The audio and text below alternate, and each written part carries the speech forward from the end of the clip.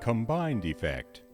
Changes in expected dividends and risk significantly impact stock valuation, as a higher expected dividend generally leads to a higher stock price, while increased risk results in a lower stock price, primarily because investors demand a higher rate of return to compensate for greater uncertainty. This is often calculated using the dividend discount model, the DDM, which discounts future expected dividends back to their present value to determine a stock's intrinsic value. Key points about how changes in expected dividends and risk affect stock valuation. Higher expected dividends.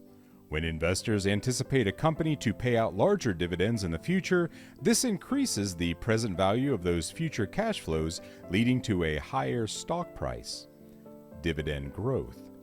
A company with a consistent history of increasing dividends is usually seen as more stable and attractive to investors, further boosting the stock price. Dividend cuts. Conversely, if a company announces a reduction in dividend payments, it can be interpreted as a sign of financial distress, often causing the stock price to decline. Increased risk. When a company is perceived as having higher business risks, e.g., volatile earnings, uncertain future prospects, etc., investors will demand higher rate of return to compensate, which lowers the present value of the expected future cash flows and thus reduces the stock price. How to calculate stock valuation using dividends. The dividend discount model, DDM. This model uses the formula stock price equals expected dividend divided by discount rate minus dividend growth rate. The discount rate. The discount rate represents the required rate of return an investor demands based on the perceived risk of the investment.